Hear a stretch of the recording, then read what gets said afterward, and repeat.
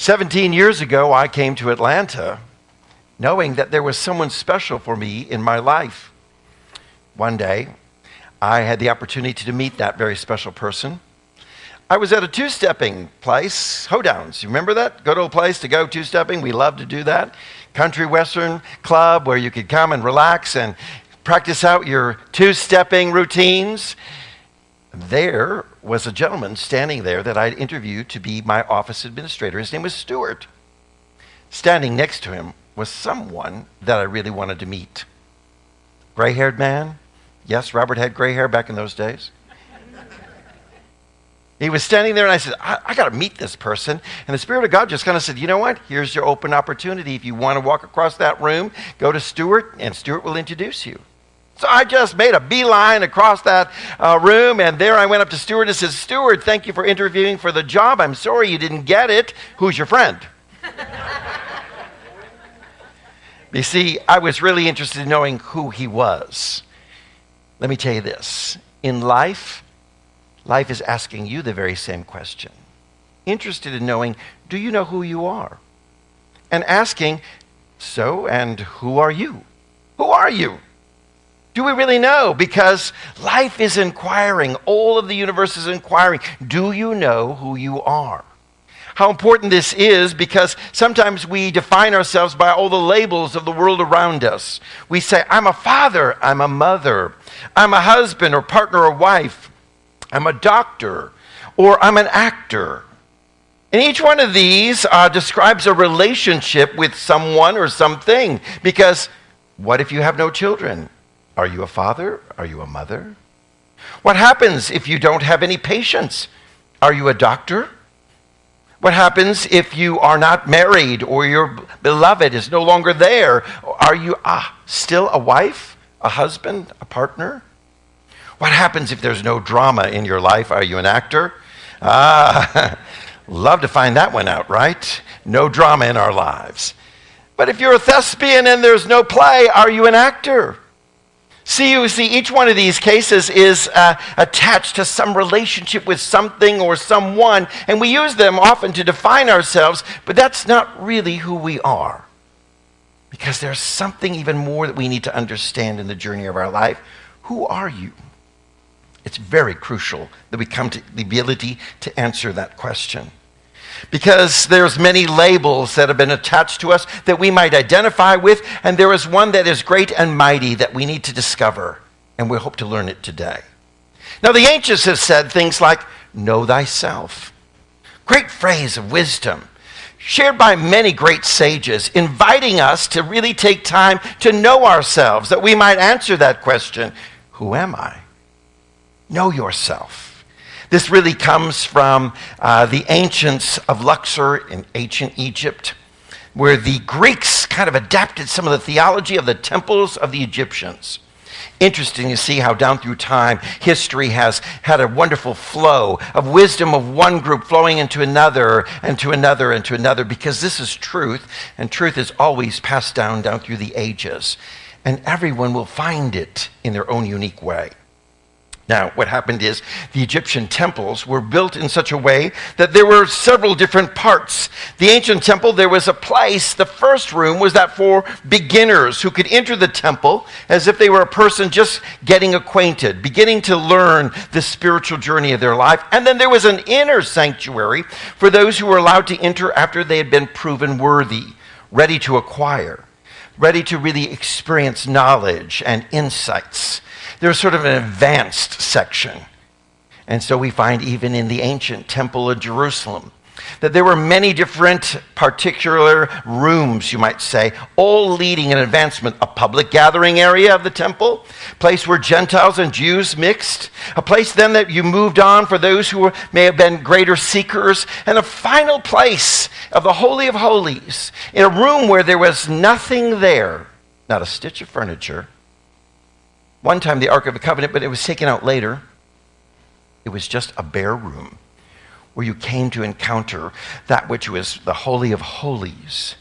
You see, in each case, the ancients tried to bring about that there is an evolution in our lives. There is an advancement. There is a process that we're going through, that we're working out things. we're actually, it would be difficult for us to be thrust into the advanced section when we don't really know how to do it as beginners, right? When I was a little kid, I took swimming lessons. We'd all ride the bus out to a lake. And there, everybody would be gathered together. And as a young 6-year-old boy, I'd watch those who were in the advanced class. And they're the ones who got to go out in a rowboat out to a dock in the middle of the lake and dive off the dock and swim ashore. Ooh, I'll never be able to do that, I thought. That water is so deep. That dock is so far out. Thank God they didn't put me in the advanced class. I was so glad that they started me out with the beginners where I was just holding my nose and blowing bubbles. I was just learning how to stick my head underwater and try to get it all the way down.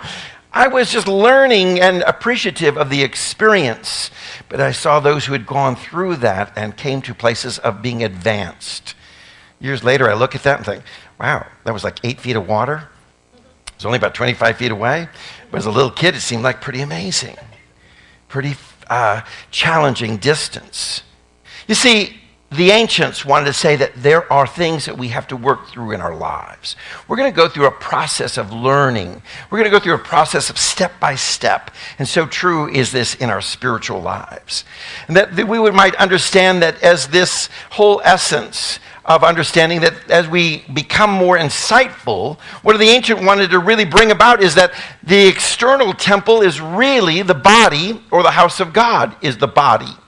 So the ancients said, now those who advance from here to here to here, now will finally come to this place where you realize all that you've been seeking for all along is right here within. It's right here within you. And your body is the house of God. Know thyself. Know thyself. Get familiar with the temple. Get familiar with the dwelling place. Get familiar with that place where you experience God to its fullest. In the ancients, it was this very proverb, man, know thyself, and then you are going to know the gods. Now, what they were describing is that there is one God, yes, but they saw God in many different facets. There was a God that really embodied compassion, and a God who really embodied the wonderful aspects of divine. Others that were more feminine or masculine. A God who was seen as the provider. They saw that they needed to describe God in many different facets and many different ways because one word could not sum up all that is God. So in their consciousness, they saw this many aspects of this. And saying, as you know yourself, you're going to discover there's many aspects to the beauty of God within you. As you grow, as you move through. How many of you grew up maybe in a church where you understand the first beginnings of God was that God loved us? Then we moved on to discover what that love was all about. Then we moved on to discover as we went through challenges that love was there, never leaving us nor forsaking us. And then we found the real beauty of what that is to live out that love for others. Oh, the beautiful journey that goes on within our own lives and how beautiful it is. Because later on, the Apostle Paul writes for us in taking on this very thinking of the ancient Egyptians and the Greeks and that very thought, know thyself. He says, do you not know that your body is the temple of the Lord? Your body is the temple of the Holy Spirit who is in you and whom you've received from God. So we're understanding this whole unfolding for us is that as we move from here to here to here to here, there's greater awakening that all that we've been searching for is right here all along. Get to know it. For the body is this place, and we're called to, that is this temple, we're called to be still in that temple and to know. And how wonderful it is that when we study, when we learn, when we seek, when we are ready, we're ready to move them from this room to the next room to the next room. We're going to advance in our spiritual growth and development. Because if we don't, what happens is then we are like those who are wandering outside the temple. And the ancient Egyptians and the ancient Jews and the ancient Greeks all had temples where people were standing on the outside, wondering, how do I get in? And what do I do when I get in? And where do I fit when I get in? And they became wanderers who always were questioning and wondering, what is this spiritual thing all about? Standing on the outside and looking and saying, you went to temple, what was that about? You went to experience something spiritually, what was that? What was going on in your life? See, there was a questioning place, a wandering place. Years ago, I lived in Dar es Salaam, Tanzania. On Friday night, they had a drive-in theater. Yeah, can you believe it? Amazingly enough, in this African city, there would be a drive-in movie theater, and those who had cars were welcome to drive on in and hook up the speaker in the old-fashioned context, and we would bring a little picnic lunch and sit on the hood of our car and watch some old B movies from who knows where and what foreign country, sometimes in subtitles, but it was more about just enjoying the experience. Now, there were many who didn't have a car, and they couldn't get into the drive-in. And so they sat outside the walls of the drive-in and would watch the moving pictures on the big screen, but couldn't hear the sound and didn't know what was going on. So quite often you'd be watching a movie, but the audience on the outside of the walls were laughing about something that they thought was funny, but they didn't really know what was going on. And quite often they would misinterpret the film, misinterpret it, or laugh in the wrong places, or sometimes boo or hiss or get angry about something because they were missing out all the context because they couldn't hear the sound of the film. They were on the outside, wandering. So it is in our spiritual life that we'll find that there are a lot of people in our world around us that pray to a God outside, questioning and wondering. They haven't learned and moved beyond. They haven't gone from the gate entrance of the temple or even moved through any kind of spiritual growth and development in their own individual lives. And so they're always misinterpreting because they can't hear the silence. Because that's what it's all about. Be still and know. Know thyself, you know God. Because God is deep within. And when you're in that stillness, you can hear the sounds of silence. And it's immense, and it's beautiful, and it's rich. For in the unfolding of the silence is the great wisdom of the ages, and everything that God wants to teach and unfold for your life. So how important it is that we have found the sound of knowing ourselves, knowing who we are, that we come to this wonderful place because so many people have created a variety of different interpretations of Christianity. Do you know there's over 3,300 different churches that call themselves Christian, or denominations that call themselves Christian? It's kind of amazing. Wait a minute, who's got the corner on Christianity? Is it this church that dips, or this one that sprinkles? Is it this church that, shakes a tambourine, or this one says, hush, be quiet and kneel? Is it this church that passes a small shot glass communion cup, or the one who asks you to dip the wafer and put it in your tongue? Is it the church that serves wine, or the one that serves grape juice? Is it the church that says you're all going to hell, or the church that says you're all loved by God? Which is it? And who's the one who says that they're really the representative of Christianity? In our world today, we've got many people who are on the outside, wandering. They're questioning. And even denominations and churches that claim to say, we are the church, we are the ones that know of Christianity. They haven't entered into the temple. They haven't even come to the first room, gone to the second room, gone to the third room. They haven't worked things through, and so consequently, they laugh at inappropriate times, and they boo at inappropriate times, like those who are watching the film and not hearing the sound. And they have misinterpretations. And what happens then is they lead people astray in all kinds of ideas and thoughts of what Christianity really can be for us. It's calling us to get back to the core is what we really need to be, to discover this wonderful place where we realize it is in this silence of going within the temple that we're going to find everything that Jesus spoke about as a master teacher, showing us the way for our lives. Because what happens is, in this world of misinterpretation, is that there's a great lie that wants to be taught to us that says, you don't really know who you are, and you'll never know. And you'll always wonder. Because that's the great lie that the ego of our world is trying to teach us and for us to claim. For us to kind of live out some sort of lie that we don't know and we can't know that we are the child of God, that we are created in the divine image, that all of God is there for us to live out. This is why Jesus was crucified. He taught the understanding that God was within and that you're walking temples. That's right. Mobile homes, mobile temples, you're on the move, right?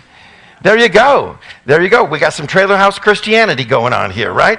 Everybody's on the move. We're mobile temples. We're moving throughout the world. We are the dwelling place of the divine, and we're moving and operating throughout the world. And Jesus brought about this incredible truth. And all the Pharisees and Sadducees of the time, the spiritual leaders says, this is craziness. Do you not realize that this will destroy our temple business? Because if you all are temples, what does that mean when we demand you to come to our temple? And that you give to us, and you sacrifice, and you buy our sacrificial lambs, and you work through us in the business that we have. So consequently, we see that what we're learning is life is all about stepping stones that are going to move us from room to room. Move us in spiritual journeys of awakening. Move us in stepping stones that we move from our potential good to our highest and best. So today's text unfolds for us this great discovery of a person who is an example for all of us who discovered who he is. Knowing, learning, going step by step, trial and challenge. It's the story of Joseph. We may be familiar with Joseph in the coat of many colors, right? We hear of Joseph and we think of him as this young lad with this rainbow-colored jacket, this really colorful, flamboyant clothes given to him by his father that made him feeling like he was treated very special and honored in a wonderful way. We may think of Joseph in the story that he had dreams and he told his older brothers, one day you'll be bowing down to me. You can see how that goes over really good in a family context. You can see that's going to be a little bit of rugged space right there. When the younger one says to the older one, one day you're going to honor me. And the young whippersnapper tries to get this across, and you can see the dynamics in the family there.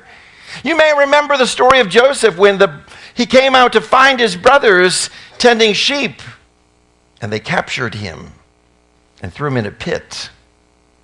Put blood on the rainbow coat of many colors, sent it back to the father and said, your favorite son is dead. And then they sold him into slavery.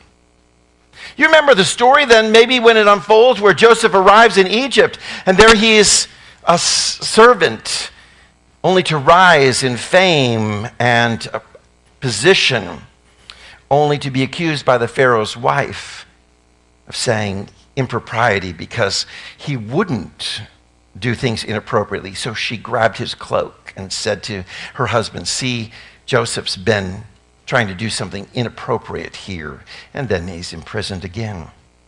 Coming out of prison, it's because he could interpret dreams. And the Pharaoh had a great dream. And Joseph then helps to unfold the insights of the dream and what it means about famine coming to Egypt. And that there would be good years and bad years and how they could work appropriately. And suddenly he's rewarded. And Joseph has gone through all kinds of different levels and different stages.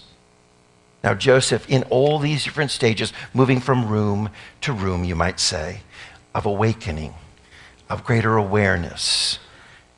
Young kid, young whippersnapper, a little wet behind the ears, maybe a little bit too much ego and a little too much pride. Had to learn some lessons and go through some things.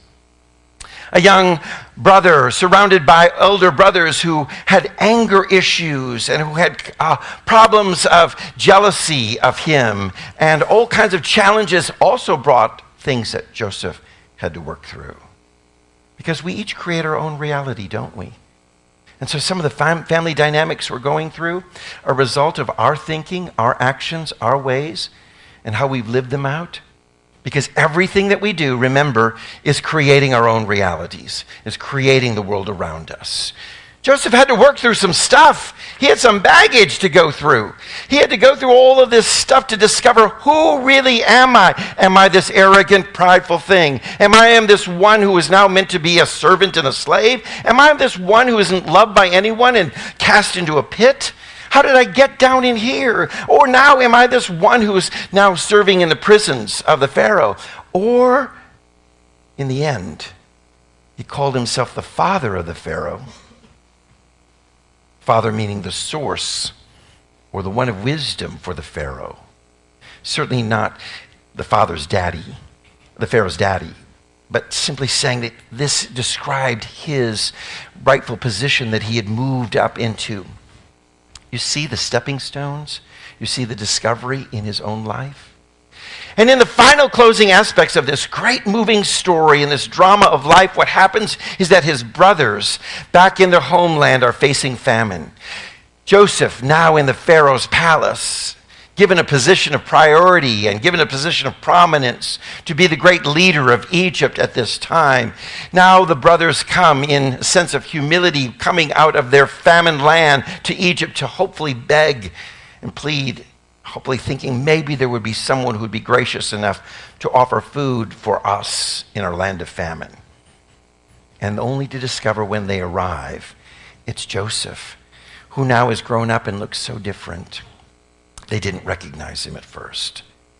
And suddenly it's in this moment that the brothers, when they realize, wait a minute, this is our own beloved whom we sold. This is the one that we've been, we cast away, that we told the father was dead, all of this kind of stuff. Now we're here, and he's the one to offer us this great gift of hospitality and of food in our land of famine. Wow. Here's the key phrase that we read today. For this very passage says of Joseph's great awakening, when he understands this very truth and principle for his life, that I thought it was you, and I blamed you, brothers, and I thought it was all your problem, and I thought it was all these kind of things, but now looking back, it was God. It was God all along. The God within me was working through me to unfold. It was all happening inside of me. It was all my choices. It wasn't yours. You see, you can imagine that Joseph had lived in lots of anger and pain inside him, and hurt, judgment. How could he live each and every day knowing that his own family had sold him off, lied about him, and bloodied his beautiful coat and sent it off to the father? How could he live in knowing that he had been falsely accused by the Pharaoh's wife? How could he live living in a prison saying, this is mine? You can imagine all the stuff he's going through. Can you relate? Oh, yes, we can. Because we too feel at times that, how do we get into this pit? How do we end up in this prison? How do we end up in this place that we're at? How do we end up sold out by others, betrayed by others around us? How do we end up as someone who's lied to us? You see, each step is us moving from room to room into greater understanding, moving from place to this wonderful moment when we suddenly realize, wait a minute, Joseph's wonderful quote, it's not you, it was God all along. It was the God within me unfolding and working. I want to encourage you today to this wonderful principle then. When you know who you are, you're this temple of the divine. When you know who you are, you're working to say, I'm going to be still and know the true essence of all that God has for me. And I'm going to learn and I'm going to move from room to room, you might say, of understanding. I'm going to move from 3rd grade to 4th grade to 5th grade. I'm going to go into my junior high years of spiritual learning. I'm going to move into becoming a senior and graduate and go off to college of spirituality, you might say, in the school of great wisdom and insight. I'm going to do that as I simply be still and recognize this is the temple of the Lord. Not searching here, not searching there, not going up and down, not looking for something elsewhere, but only looking within. There's that beautiful thought. Go within or go without. Go within or go without. And that's the great discovery. Joseph began to look within inside his own life and realize, wait a minute, I could have blamed you. I could have said it's your fault. It's all this kind of issues going over and over again. But he said, wait a minute, all along I realized I went within. It was God. It was the God within me unfolding and revealing and demonstrating, trying to show us this wonderful journey of self-realization. For this self-realization is a powerful understanding that we are one, not two, not separate, not working with a God outside of us, but an awakening to the fact that the divinity is deep within our own being. The divinity is very here, right within us. Jesus' greatest prayer, not the prayer we sing as the Lord's Prayer, and we often think is the greatest prayer, is found in John chapter 17. Jesus prayed, "Oh, that the world, my disciples and those who are followers, might one day realize that they are one with God." Now we think, oh, he was praying that the churches might all get together and that the Baptists and the Presbyterians and the Catholics and the Pentecostals and everybody else would just finally give up all their arguments of whose way was right and they'd all become one. What he's really speaking about is not about denominations or churches. He's speaking about us each individually waking up to the understanding that we are one. One with God. Not divided, not separated. And we know who we are. That it's God all along unfolding in us, through us, around us, and for us. That all along it's this divine power and presence that's doing this work, that's leading us, taking us from one space to the next, moving us along this wonderful journey. All along it's been that. And when we awaken to that, that's the awakening that we've been one all along. Not two, not somewhere seeking and searching, but finding this power and presence that's been there in the journey with you all along. It's like this wonderful thing that we have to work through. Like the butterfly in the cocoon, pressing against the very essence of the cocoon, pressing against it, having to work through those things so one day it can soar and fly. So too, each and every one of us is going through some stuff. Y'all got some stuff, right? Some stuff that we're working through. And we're working through it for a purpose of the divine unfolding that one day we press through that cocoon in this full awareness. I know who I am. And like a beautiful butterfly, we begin to soar. We begin to fly. We begin to move through this world. And we realize it was God all along. It was divine purpose. It was the divinity of God working and stirring within me. It was that wonderful unfolding that we might call a divine discontent that woke up, that says, you know what, maybe I'm struggling with this and I'm asking questions and I'm seeking for answers. And those kind of things were the journey of working through the stuff that brings us to this wonderful moment that now we're in this place where we, like butterflies, can finally soar. When you understand this passage, this beautiful story, to describe your journey, you begin to get it. It's the story of each and every one of us. When our spiritual consciousness will carry us through this purification process of working through our stuff, moving from room to room, we finally come to this wonderful place where we enter, shall we say, a holy of holies. A place where there's nothing there but stillness, quiet, peace, and awareness that God has been with us all along, never leaving us nor forsaking us. Do we really grasp that to the fullest extent? Scripture says, the psalmist writes, if I make my bed in hell, lo, you are there with me. Wow. That puts some theological twist on things because a lot of people think, hell, God would never go to hell. Hell is a place where God sends people to be punished in our theologies. We think, oh, God banishes people to hell. God wouldn't go with you to hell. And then we have to re-ask, what is hell? And that hell is that place that we've created in our own reality as we're working through our stuff, working through our questions. Why am I in this pit? Why am I in this prison? Why did people sell me into slavery? Why did someone falsely accuse? And then I realized all along, it's this wonderful journey that God has been unfolding within me all along, working through my stuff. Now I know who I am. I know I'm this divine child of God, that God never has left me, never forsaken me, but has been there in the challenge, in the trial, in the problem, in our personal hell, in our stuff, all along with us, and there to comfort us and strengthen us. But it's right within. Find it deep within and experience the God.